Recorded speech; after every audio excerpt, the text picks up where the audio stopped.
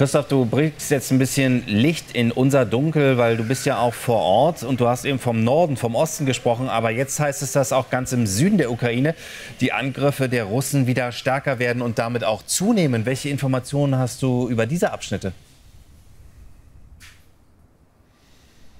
Die ukrainischen Streitkräfte befürchten, dass die Russen auch im Bereich Saporoschje, wie die Ukrainer sagen, Saporischje, angreifen könnten. Das ist ganz im Süden des Landes und da haben wir lange nichts mehr davon gehört.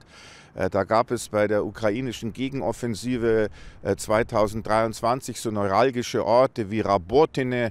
Darüber haben wir oft gesprochen, Verbavoy, und dann war lange Ruhe. Aber jetzt scheinen die Russen da große Verbände zusammengezogen zu haben und könnten wieder angreifen mit dem Ziel, die Großstadt Saporischje anzugreifen. Und um sich das mal vorzustellen, da haben vor dem Krieg um die 700.000 Menschen gewohnt. Und die Russen beanspruchen ja diese Stadt genauso wie diese ganze Provinz und sagen, das ist unser Gebiet. Und ich erinnere daran, dass Wladimir Putin diese Provinz Saporoschje wie 3 weitere Provinzen, Donetsk, Lugansk und Cherson, am 30. September 2022 annektiert hat. Also sagen die Russen, das ist unser Land und jetzt wahrscheinlich kommt auch eine Offensive wieder im Süden.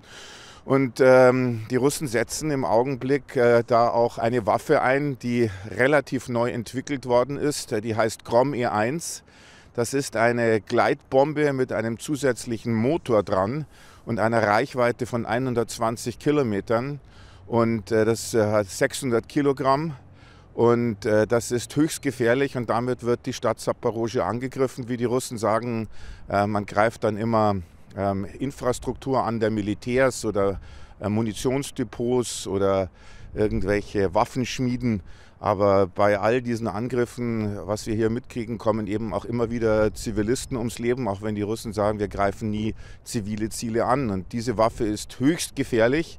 Und die Russen können mit dem Einsatz dieser Grom E1 immer aus der Reichweite der ukrainischen Luftabwehrsysteme bleiben. Das ist eine Innovation und in diesem Krieg gibt es andauernd Modifikationen, immer um dem Gegner einen Schritt voraus zu sein. Das gilt auch für die ukrainische Seite. Also auch neue Gleitbomben dabei im Einsatz. Christoph, danke dir für all diese Informationen.